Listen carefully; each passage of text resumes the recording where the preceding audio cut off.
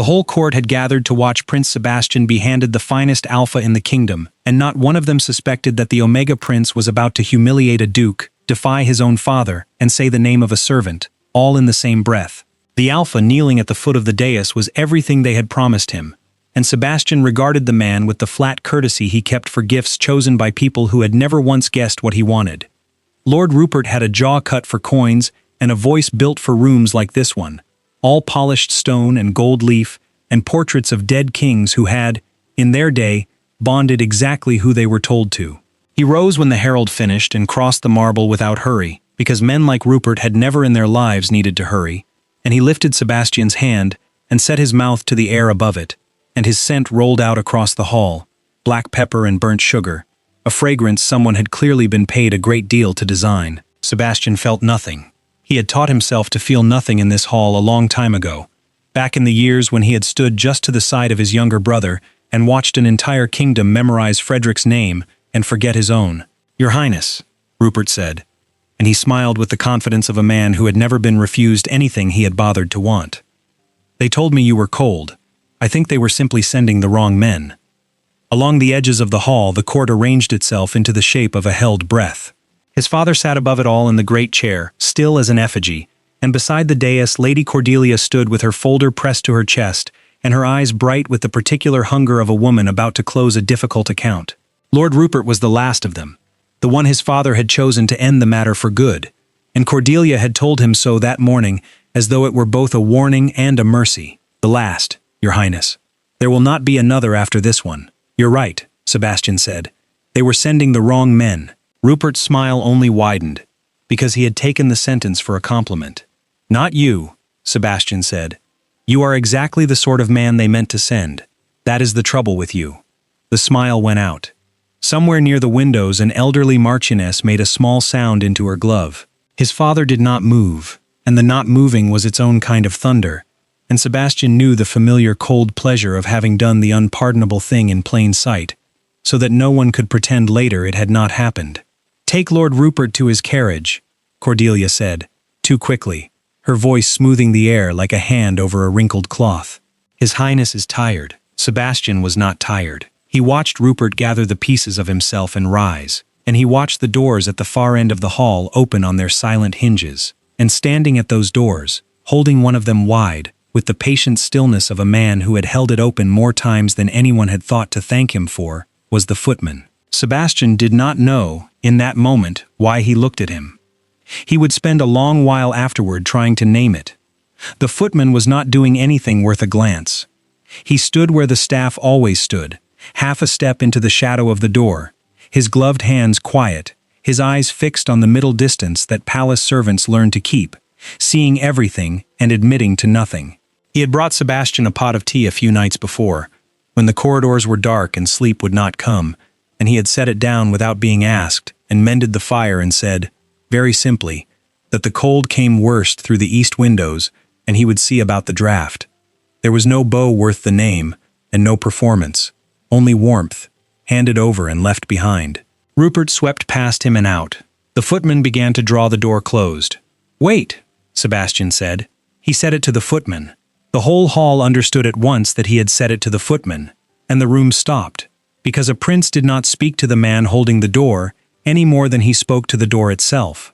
"Jonah," Sebastian said, and the name came out of him as though it had been waiting years for permission. "Leave it open. It's too warm in here." It was not too warm. It was never warm in that hall. Cordelia's folder slipped in her arms. His father turned his head, slow as something vast coming about, and looked at his son, and then looked for the first time in his life at the footman his son had named, and Jonah stood in the open door, with the winter behind him, and his careful eyes no longer fixed on the middle distance, and every soul in that gilded room began, all at once, to understand. Before we dive in, let me know in the comments where you're watching from. I love reading every one. Now sit back, relax, and enjoy today's story. To understand why a prince would set a match to his own life in front of the assembled court, you have to go back to the beginning, and you have to understand first how thoroughly a man can be taught to disappear inside his own home. Sebastian was the elder son by 2 years. He had been born first, in the cold gray hour before a winter dawn, and for those 2 years he had been the whole future of the house. the answer to every anxious question the kingdom asked about its crown. Then Frederick had come, squalling and enormous, and, when the physicians tested him at the proper age, an alpha. And Sebastian, tested in the same season, was not. No one had been cruel about it. That was the thing he could never make outsiders understand. There had been no banishment, no cruel words spoken over his cradle. There had only been a slow and gentle rearrangement of the light, so that year by year it fell more fully on his brother and left Sebastian standing in a shade so soft he could almost mistake it for privacy. The tutors came for Frederick first. The generals bowed to Frederick longer. When the portraitists arranged the family for the great canvases that lined the long gallery, they set Frederick in the center with the sword and the dogs and the light from the tall window, and they set Sebastian to the side, a well-dressed shape whose function was to make the composition balance. He had learned, by the time he was grown, that the safest thing to be was untouchable. If you needed no one, then being overlooked could not touch you, because there was nothing left to overlook. He kept his voice level and his face still, and his scent locked down so tight that even the sharpest alpha in a room came away with nothing, and he wore his coldness like a beautifully cut coat, and people called him proud, and proud was so much easier to carry than the truth that he simply preferred to be the one who left first. He did not want the throne. This was the part the court could never believe, and so they invented ambition for him, jealousy, a wounded, scheming heart. The truth was plainer and lonelier than any of that. He did not want his brother's crown. He wanted, once, to be looked for. He wanted someone in that enormous house to notice the particular hour he came home, and to have kept something warm. Instead, he had the arrangement. It was his father's idea, delivered through Cordelia, because his father delivered all difficult things through other people. A second son, who was also an Omega, was a delicate ornament, and delicate ornaments were expected to be set, properly and visibly, into a suitable frame. It was not a crown match, nothing so grand. Simply an alpha of good blood and good standing. Someone whose name sat well beside the family's. Someone to make the second prince respectable and quiet and accounted for. The house would breathe easier once he was bonded. The portraits would have somewhere to put him. So the alphas came, polished and rehearsed, sent by Cordelia's discreet office in an unbroken procession through the long winter, and Sebastian sat across from each of them in the small blue receiving room and watched them perform the version of desire they believed a prince would want to buy. Some flattered. Some brooded. One spent an entire afternoon describing his stables. They looked at him and saw a title with good bones, a difficulty to be solved, a door with an expensive lock. And not one of them, in all those weeks, asked him a single question whose answer they actually wished to know. He refused them all. He refused them with such even courtesy that Cordelia could never quite catch him being rude, and each refusal was logged in her folder like a small financial loss, and each evening the palace closed around him colder and quieter than before, and through all of it, at the edges of every room, the staff moved like weather, present and unremarked. He had never learned their names. That shamed him later, when he thought of it.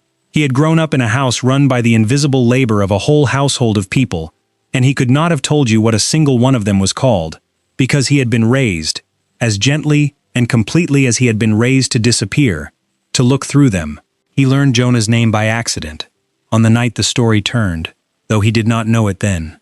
It was late, in the dead middle of the season, and Sebastian could not sleep. He rarely could.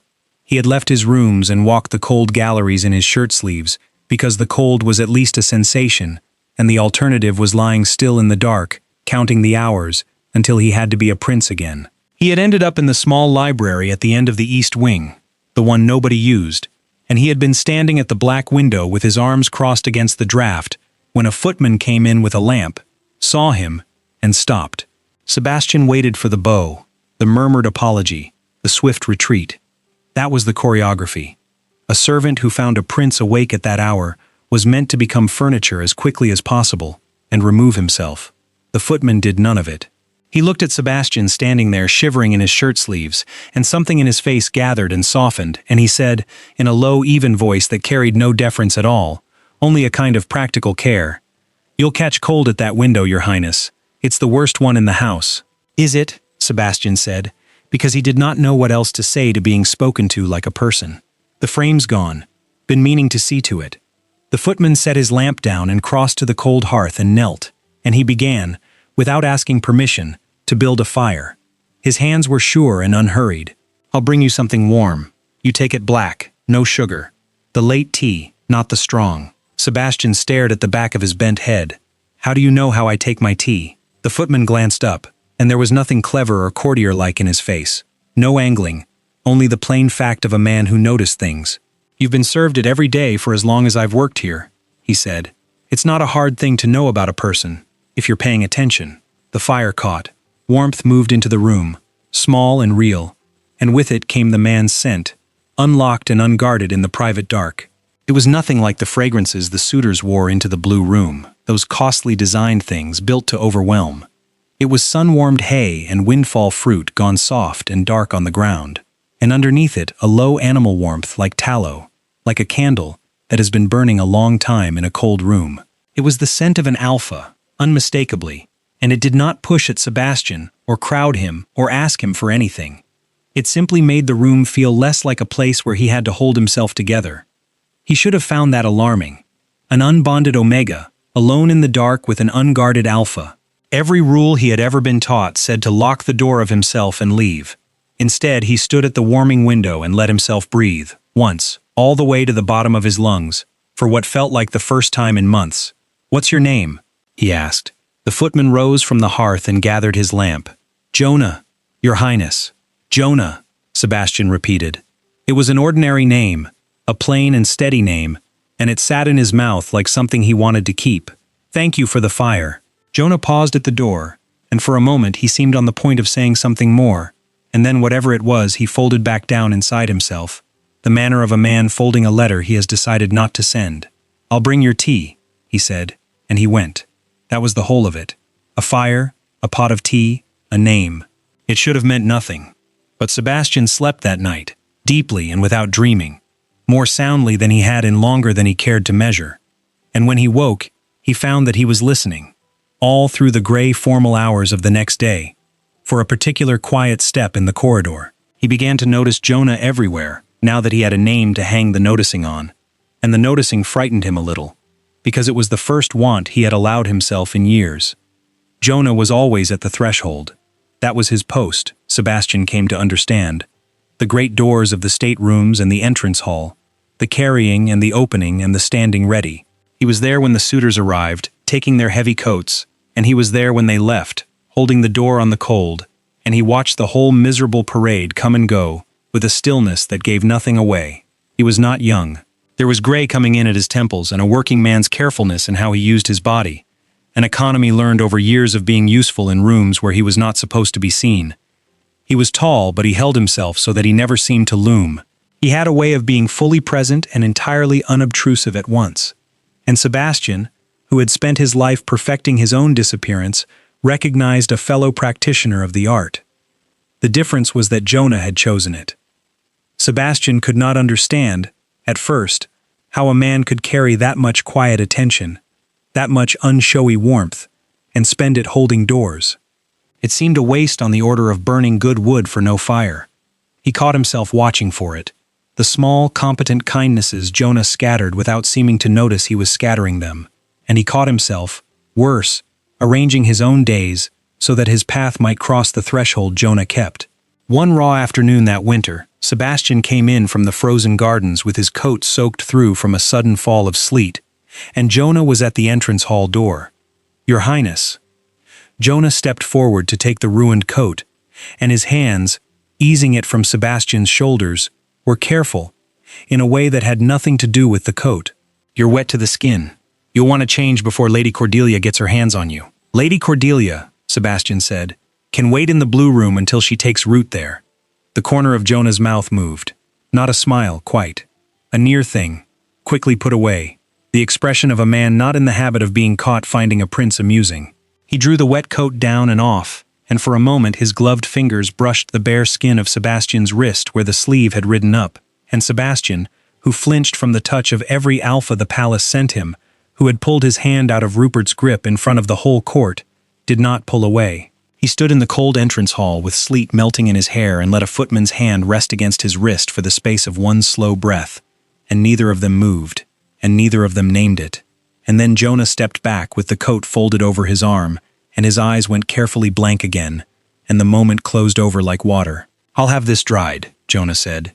His voice was not quite level. "Go and get warm, Your Highness." Sebastian went, but he carried the warmth of that not quite level voice up the cold stairs with him, and it lasted him longer than any fire. He told himself it meant nothing. He was a grown man, and hands had touched him all his life. Dressers and physicians and dukes who wanted his name, and none of it had ever once reached the man underneath. But in the nights that followed he began to find reasons to be awake in the East Wing, and the reasons were thin, and he knew they were thin, and he went anyway. The little library at the dead end of the wing became, without either of them ever deciding it, a room that belonged to the two of them and no one else.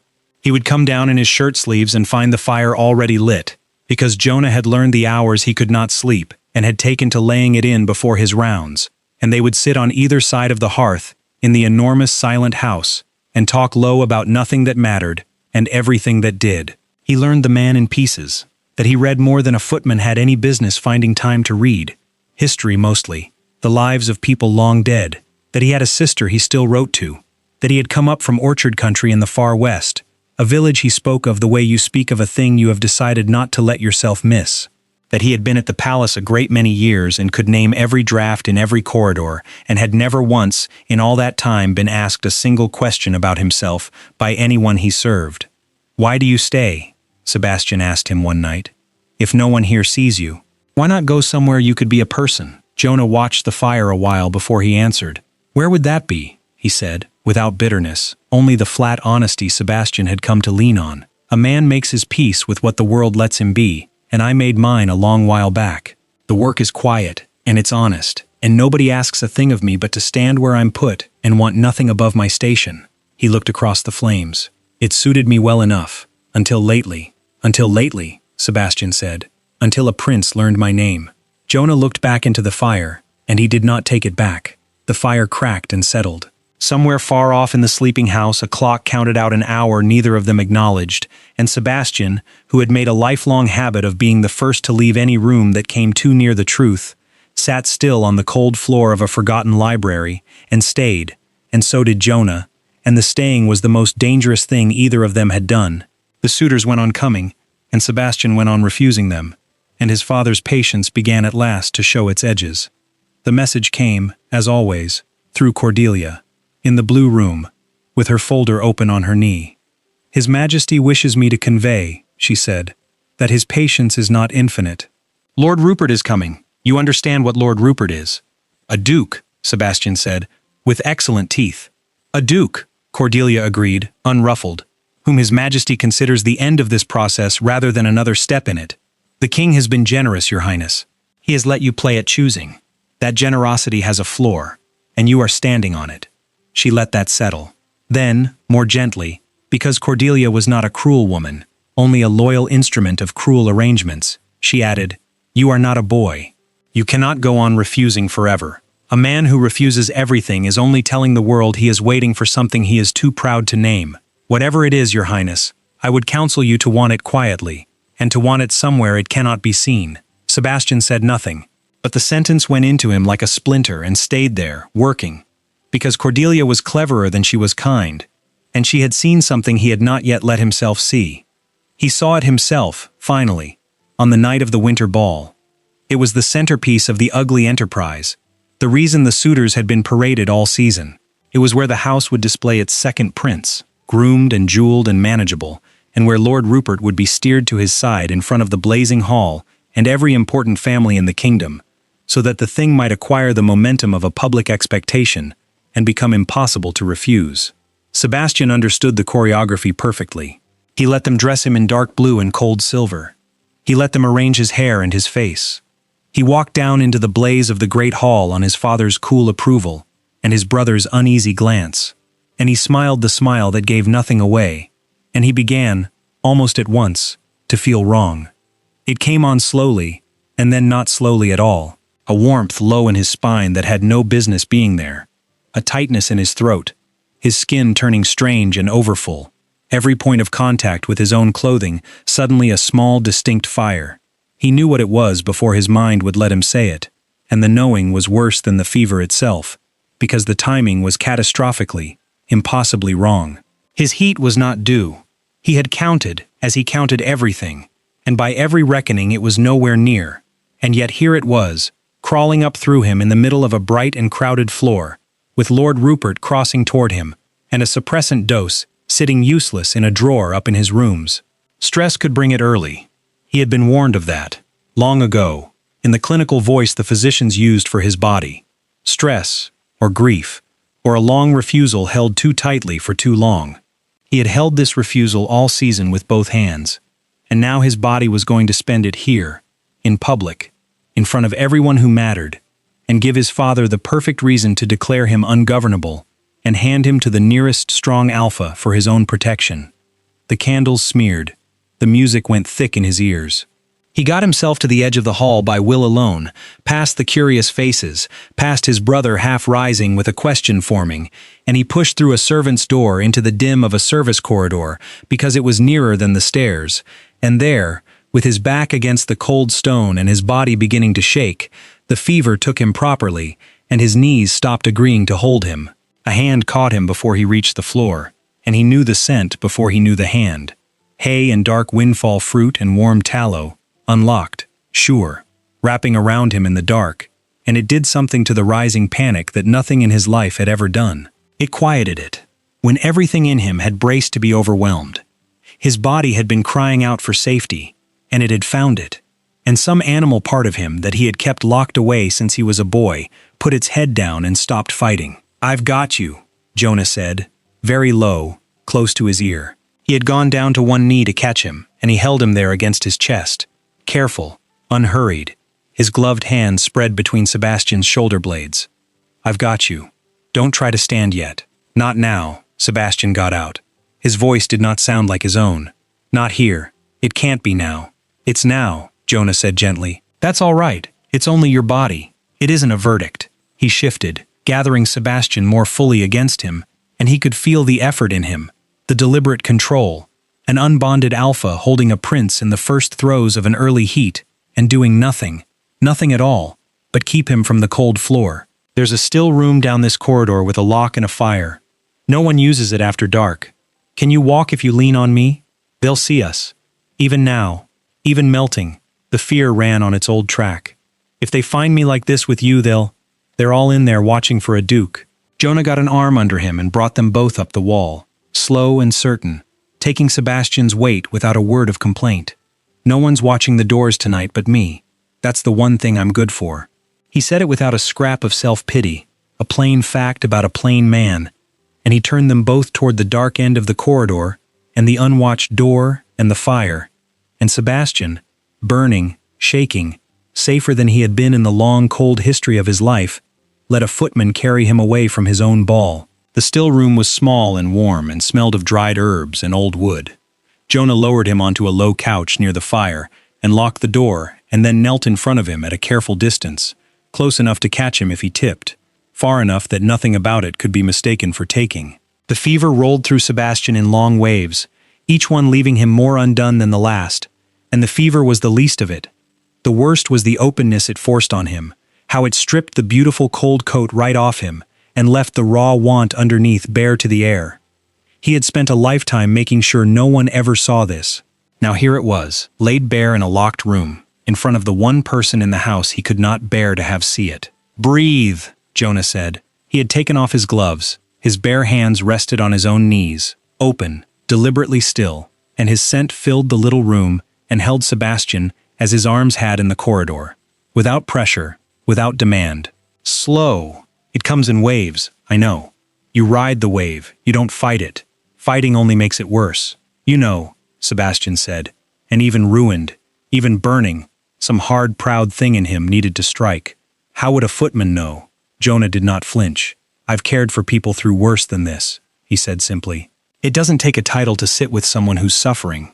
It only takes staying." He reached back without looking and found the cool cloth he had wet at the still room basin, and held it out. An offering, not a touch. "Your neck, or your wrists, wherever it burns worst. I won't touch you unless you ask me to." That, of all things, was what broke him open.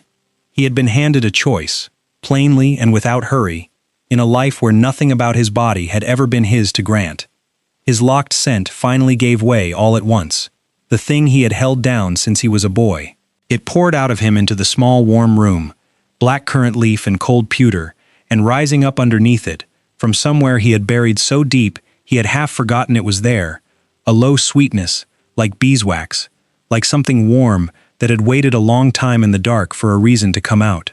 He heard Jonah's breath change. He saw the effort move through the man, the whole disciplined weight of him bending to hold still against an Omega's unlocked heat scent filling his lungs. And Jonah stayed exactly where he was. "Take the cloth," Jonah said, low and rough now, the evenness in his voice costing him something at last. "Sebastian, take it." It was the first time anyone had said his name without the title in front of it in longer than he could remember.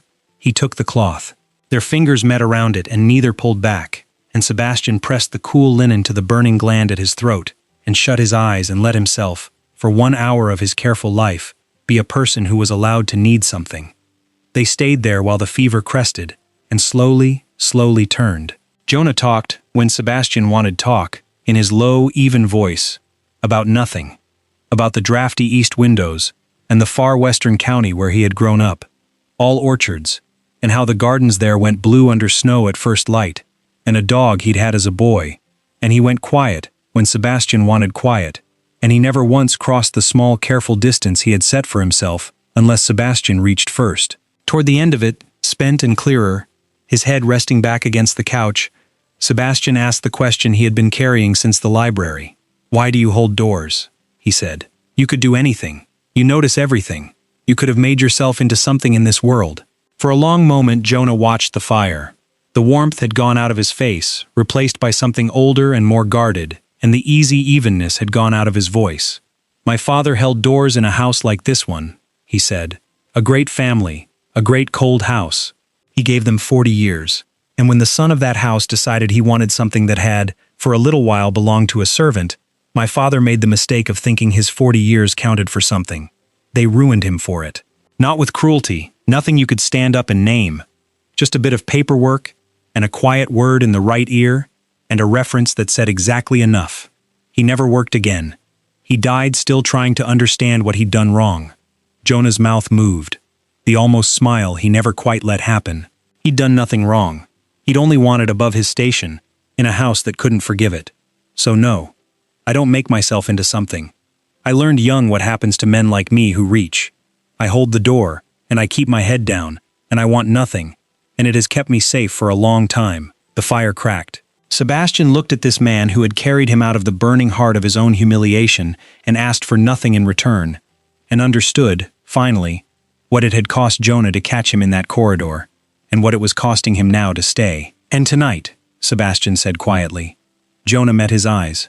"Tonight I reached," he said. "God help me." Dawn came gray at the still room window. The fever had burned down to embers, and Sebastian, who had walked into that ball a man determined to feel nothing forever, walked out of that little room at first light, knowing that he was going to ruin his own careful life, and that he no longer had it in him to be sorry. The house did not forgive him for fleeing his ball, and it did not forgive quietly. It was handled, of course, as everything in that house was handled, with no raised voices and no honest word. A physician's note appeared, explaining the second prince's sudden indisposition. The guests were sent home on a story. But his father's displeasure moved through the palace like a drop in pressure before a storm, felt in every room, spoken aloud in none, and Sebastian understood that a line had been reached, and that the machine built to dispose of him had shifted into its final gear. Frederick came to find him. That in itself was rare enough to mean something. His brother crossing the palace to the cold east wing, where Sebastian kept himself, the heir seeking out the spare. He stood in the doorway of Sebastian's sitting room, looking uncomfortable, as he always did around Sebastian. Guilt and love and helplessness, all bound up in a body that had been given everything and taught to feel bad about none of it. "You have to stop," Frederick said. "Whatever this is, I don't want to know. But father knows something, Seb. He isn't a fool, and he is done being patient. He'll present Rupert formally, in the throne hall, in front of the court, where refusing means humiliating him in public. And you know what he does when he's humiliated?" Frederick's voice dropped. "Don't make him choose between you and his pride. You will lose. You always lose that one." "You did what they told you," Sebastian said. It was not quite an answer. He was looking at his brother, at the fine, strong heir the whole kingdom loved, and seeing, at last, the thing he had been too busy envying to see. You bonded exactly who they chose. You've been the perfect son for 30 years. Are you happy, Frederick? His brother did not answer. The silence went on a beat too long, and in it Sebastian understood the shape of it, the correct marriage and the correct heir on the way, and the light in his brother's face that had gone out so gradually no one had thought to mourn it. And he felt something he had never once expected to feel for the golden boy who had taken his place. He felt sorry for him. That's what I thought, Sebastian said, gently, without triumph. Don't, Frederick said. And his voice cracked on the one word, and then he mastered it, because he had been trained his whole life to master it. Don't use my life as a reason to throw away yours. Please. He turned to go. At the door he stopped, not looking back. Whoever he is, he said, very low, I hope he's worth what it's going to cost you. Because it's going to cost you everything, Seb. This house doesn't lose. Then he was gone, and Sebastian sat alone in the cold, with his brother's ruin laid out beside his own possible one, and made his choice. The throne hall was full to the walls the afternoon they presented Lord Rupert. His father had made certain of the audience. Every family that mattered, every eye that would carry the story outward, the whole weight of the court assembled to witness the second prince finally, properly, publicly brought to heel. Cordelia had come to him that morning with her folder and said, without unkindness, that this was the end of the road, and there was only one way to walk it that did not end in disaster.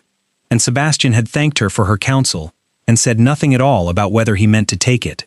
And so it happened as it happened. Rupert knelt and rose and came across the floor with that designed and costly scent rolling out ahead of him, and the court went still around them, and his father sat unmoving on the great chair. Sebastian, who had been looked through since the day his brother was born, who had learned every art of disappearing so well that he had very nearly disappeared for good, looked past the Duke to the man holding the door, and did the one unforgivable thing, quietly, in front of every witness his father had gathered to break him. Jonah, leave it open. It's too warm in here. The name landed in that silent hall like a stone through ice, and Sebastian watched the meaning of it spread out in a widening ring across every powerful face turned toward him. And he watched his father's head come round toward him, and he watched the king look at last at the footman his son had chosen over a duke in front of the entire kingdom. For a moment no one in that hall breathed. Then his father rose from the great chair, and in a voice stripped of everything but its cold and final authority, he said, "Clear the hall." And Sebastian understood, as the guards moved and the doors were seized and Jonah's careful eyes found his across the emptying room for one last unguarded instant, that whatever happened now would happen out of the light, where this house did its worst work, and that he had just made a footman into the most dangerous thing a servant could ever be. He had made him noticed. His father received him in the private study once the last of the court had been swept out of the palace, and there were no more witnesses left to protect anyone. The king did not shout. Sebastian had never once heard his father shout. He stood by the tall window with his hands folded behind him, and looked out at the frozen park, and when he spoke his voice was mild, which was how Sebastian knew the danger was total. "You have always thought I did not see you," the king said. "You wear it on your face at every dinner, the overlooked son, the wounded one. You have nursed it since you were a boy, this idea that I turned my heart from you the day the physicians came back with their result." He turned from the window. "I did not turn my heart from you, Sebastian. I protected you. An omega in a house like this one is a soft thing in a hard place. I gave you shade because the sun in this family burns. I ask so little of you. One suitable match, one quiet, respectable arrangement, so that when I am gone and your brother is king, you will have a place, and a name, and someone whose standing keeps you safe. That is what I was buying you. Not a cage, a wall around a man who has never understood how many people would like to see him fall. His name is Jonah," Sebastian said. Something moved across his father's face and was gone. "I know what his name is. I have known since this morning everything there is to know about him. A porter's son, a footman, a man whose own father was let go from a great house under a cloud, years ago, for the crime of reaching above himself with the young lord he served. The king let the sentence hang, and Sebastian felt the floor tilt, because he understood now what his father had done, that he had gone looking, and turned up the whole sad history of a ruined servant and his ruined son, and that he meant to spend it. You see the pattern," his father went on softly. "It is the same reaching, and it ends the same way it ended before. It always ends the same way. There is no cruelty in it, Sebastian. Only arithmetic. You'll destroy him, Sebastian said. His voice did not shake. He had learned long ago to keep it from shaking in this room. The way you destroyed his father. I will do nothing at all, his father said, if you are sensible. That is the mercy in it, and I would like you to hear it clearly, because I will only offer it once. Bond, Lord Rupert. Do it quietly. Do it soon. And the footman is let go without a stain on him, a fair character in his hand, free to make an honest life somewhere far from here, and no harm ever comes to him from me. Refuse, and make a public ruin of this family a second time, and I will do to him precisely what was done to his father, and I will do it in a way that puts your name nowhere near it, so that you may spend the rest of your life knowing you are the reason a decent man died with nothing. The choice is yours. It was always going to be yours. I have simply made the price legible. He turned back to the window. Finished. Go and think about which of you love enough to save. Sebastian went and thought about it. He thought about it for days, in the cold east wing, while the palace held its breath around him, and at the end of them he did the thing his father had not accounted for, because his father had spent so long seeing him as a soft thing to be walled up that he had forgotten a walled thing learns, above all else, how to survive. Sebastian went to find Jonah, to warn him, and to tell him to run before the paperwork started. The king, it turned out, had gone to Jonah first. He found him in the servants' corridor below the staterooms, carrying a crate of table linen as though this were any ordinary day, and the sight of him doing ordinary work in the ordinary dark undid something in Sebastian's chest. He said his name. Jonah set the crate down and turned, and his face was wrong. It was closed, careful in the old palace manner, as it had been that first night in the library before he had chosen to be a person instead.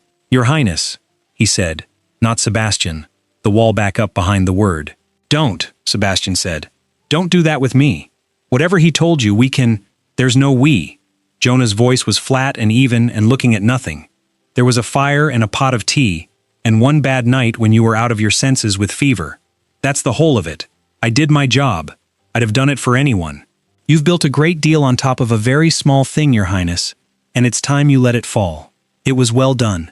It was cruel in exactly the shape that would work on him, aimed with terrible precision at the oldest wound he had, the fear that he had imagined being wanted, that he had reached, foolish and starving, for a warmth that had never been reaching back. It should have finished him. But Sebastian was an omega, and Jonah was an alpha standing an arm's length away in a closed corridor, and words were not the only thing in the world that told the truth. Under the flat, cruel voice, Jonah's scent was pouring off him in the dark, and it was not the scent of a man dismissing a small thing. It was hay and dark windfall fruit gone sharp and grieving, wound through with something Sebastian had learned to read on that one long night, the smell of an alpha in pain holding himself still by main force, and it was screaming what his mouth refused to say. You're lying, Sebastian said softly. You're standing there breaking your own heart and lying to me, and I can smell it, Jonah. You forget what I am. He took one step closer, and Jonah flinched back against the crates as though a step were a blade. He got to you. He told you he'd ruin you the way he ruined your father unless you let me go. And you decided you'd rather I hate you than watch you die with nothing. Didn't you? For one moment the wall cracked, and Sebastian saw all of it in his face, and it was worse than anything the king had said, because it was true. Please, Jonah said, and the flatness was gone and the wreck of him was underneath it. Please, Sebastian, let me do the one thing I can still do for you. Let me be the reason you're safe. I did not carry you out of that ball to stand here and watch this house put you back on the block. If you ever felt one true thing for me, you will walk out of here now and let me keep you whole. I'm asking you to. Go. And because Sebastian loved him, he went. That was the trap his father had built. And it was a good one, because it used the best thing in him against him. He went. And the next morning Jonah's post stood empty. His room below stairs cleared out overnight. His name struck from the household so cleanly he might never have held a single door there at all, and no one in the whole enormous house would tell the second prince where a dismissed footman had gone. The days after that taught Sebastian what he had spent years pretending not to need. He had always believed himself an expert in solitude. He had built a life out of needing no one, had worn his aloneness like armor, and called it freedom. And now he discovered that he had never actually been alone in his life. Not really, because there had always been the possibility of Jonah at a threshold, the low, even voice, the fire built without being asked. Take that away and the solitude he had prized turned out to be a pit with no floor. He stopped sleeping again. He walked the cold galleries at night and found the little library dark and empty.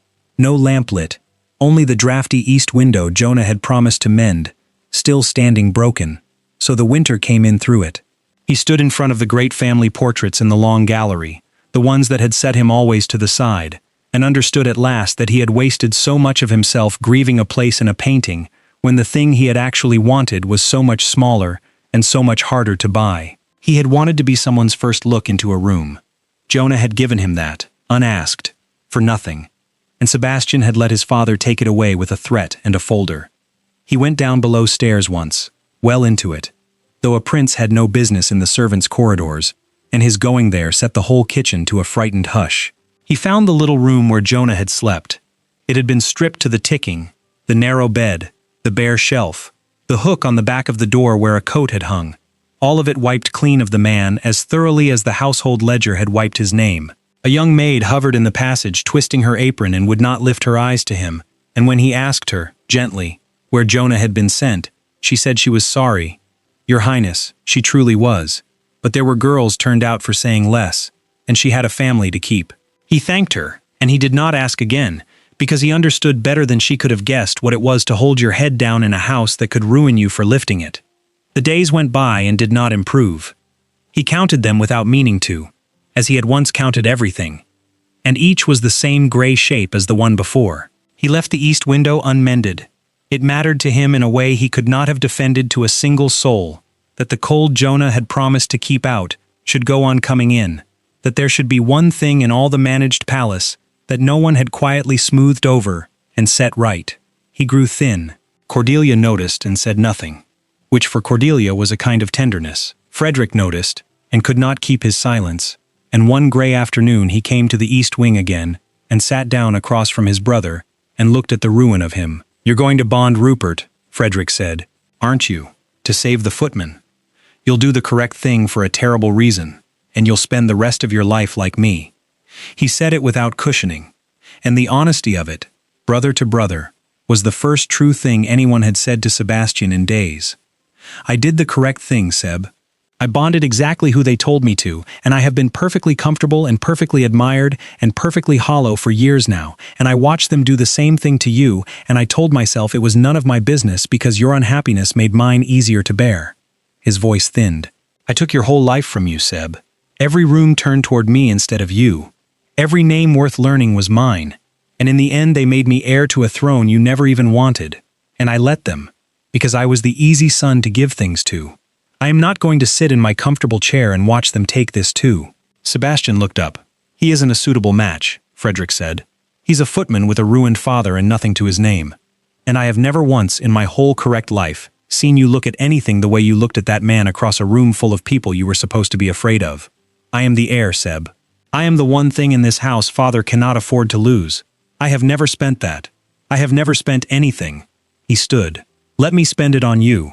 And so it was Frederick, in the end, who did the thing Sebastian could not do alone, because Frederick had the one currency that mattered, and Sebastian did not. The heir went to their father and stood in the private study where the family did its quiet work, and he told the king that if the second prince was forced into a bond he did not choose, then the first prince would refuse to be crowned. He would abdicate his own claim publicly, on the day it came to him, and let the whole careful dynasty the king had spent his life protecting collapse into scandal and question.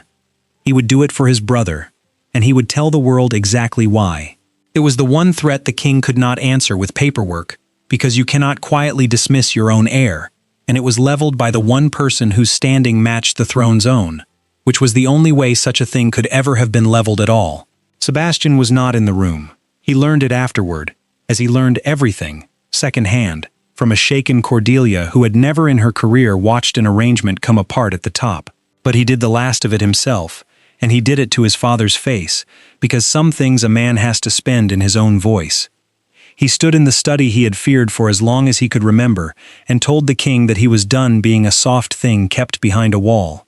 He renounced it, all of it, the allowance, and the apartments, and the place at every table, the whole gilded weight his father had held over him, and in renouncing it, he took away the only leverage the king had ever really had, Because you cannot threaten to cast out a man who is already walking to the door with his coat on. You will have nothing, his father said. It was not quite a threat anymore. It was closer to bewilderment. An old powerful man watching his most reliable calculation fail. No title worth the name, no income, no protection. You will be no one. I have been no one my whole life in this house, Sebastian said. At least out there I get to choose who overlooks me. He went to the door, and then he stopped, and he gave his father the one honest thing he had left. You didn't build me a wall, father. You built me a cell, and you told me all my life it was for my own good. And the terrible thing is that you believed it. I'm not angry anymore. I just won't die in it. Then he went to find Jonah, and this time no one in the world could stop him, because he had nothing left for them to take. It took him weeks. A dismissed servant with a marked name does not leave a bright trail, and Jonah had years of practice at leaving none at all. But Sebastian had learned something too. Over that long, cold season, he had learned to pay attention. He remembered the dog Jonah had spoken of in the still room, and the western orchards he had told him about that night, without seeming to tell him anything at all, where the gardens went blue under snow, and Sebastian, no longer a prince, with a plain coat and a hired horse, and no idea how to be an ordinary man moving through the ordinary world, went there and asked and asked and asked, until an old woman at a cold market pointed him down a lane toward a cottage with smoke coming from the chimney. Jonah opened the door already knowing, somehow, as he always seemed to know things about people who mattered to him. He had a wood axe in his hand and sawdust on his sleeve, and the gray had spread further at his temples in the weeks apart, and he looked at the prince standing thin and travel-worn in the snow of his front lane, and his face did the thing Sebastian had crossed a whole country to see it do again. It opened. You shouldn't have come, Jonah said, but he did not close the door. I've heard that a great deal lately. Sebastian's voice was not steady, and he let it not be steady, because he was done performing evenness for anyone. I've come to return something you said to me. You told me to walk away and let you keep me whole. But I wasn't whole, Jonah. I was never whole. I was a man who had taught himself not to want anything, so that no one could ever take anything from me again, and then you built me a fire, and you learned how I take my tea, and you carried me out of the worst night of my life, and asked for nothing, and you made me into someone who wants. I can't go back to before that. There's no before that anymore. Jonah set the axe down against the doorframe. When he spoke, it came out rough. I did the cruelest thing I know how, he said. In that corridor, I found the oldest hurt in you, the part that never believed it was worth choosing, and I put my whole weight on it, to make you go. I've hated myself every hour since. That's what I'm sorry for, not the leaving. I'd leave 100 times over to keep you safe. But I made you feel looked through, and by me, when that is the one thing you cannot stand. I knew where it would cut deepest, and I cut there. I'm sorry, Sebastian. I know, Sebastian said. I smelled the lie the whole time. He came up the snowy lane until there was no distance left to close. I'm not a prince anymore. I gave it back, all of it. Frederick spent himself to buy your safety, and I spent everything else. And there's nothing left for my father to hold over either of us. No title to strip from me, and no wall to put me back behind. I have a hired horse and a coat that isn't mine, and I have never in my life been so free. And I came here to ask you one thing, and I need you to answer it as a man to a man, and not as a servant to anyone. He took a breath. Reach for me, Jonah, the way you did that night. Do it again, and don't take it back this time. And Jonah, who had kept his head down all his careful life and wanted nothing, who had learned young and bitterly what it cost a man like him to reach, lifted his hand in the falling snow and cupped the side of the prince's face, who was no longer a prince, and reached. When they came together at last, it was the first thing either of them had ever chosen freely. No fever driving it, no rank dividing it, no threat waiting on the other side. Only two men who had spent their lives being overlooked finally standing in the full sight of each other. And their scents met in the cold, bright air and made the thing neither of them had ever carried alone. The smell of a great cold house the hour the fires are finally lit. The cold pewter gone warm and hay and dark fruit rising, and a low sweetness underneath it all. Sebastian breathed it in on the doorstep of the cottage that was about to become his home, and for the first time in his cold life, he was standing somewhere that smelled like it belonged to him. They did not go back. There was nothing to go back to, and that was the gift of it. Frederick was crowned, in time, and made a lonely and decent king, and he kept his brother's secret, and sent word now and then. And once, quietly, without ceremony, he came to the small cottage at the western edge of the country, and sat at a plain table, and ate a plain meal, and watched his brother laugh, open and unguarded, at something Jonah said, and he went home, lighter than he had come. The king their father never spoke Sebastian's name again, and never learned where he had gone, and died as he had lived, certain he had done the sensible thing, and Sebastian, who had spent so long learning to disappear, spent the rest of his life being seen. The court had never managed it, and neither had the painters who set him always at the edge of the canvas. But one quiet man did, a man who noticed how he took his tea, and when he came home, and which window let the cold in, and mended it, and kept something warm. On winter nights the two of them sat by a fire that no one had ordered anyone to build, in a house too small to overlook a single soul in it. And if you had asked the man who had once been a prince whether he missed the gilded rooms and the great name and the place at the head of the table, he would have looked at the person across the fire, the quiet one nobody had ever noticed, the one he had reached for in front of the whole watching world, and he would have told you the truth. He had everything he had ever wanted. It had simply never been on any of their lists. The end. Thank you for listening. If you enjoyed the story, tell me your thoughts in the comments. I'd love to hear from you.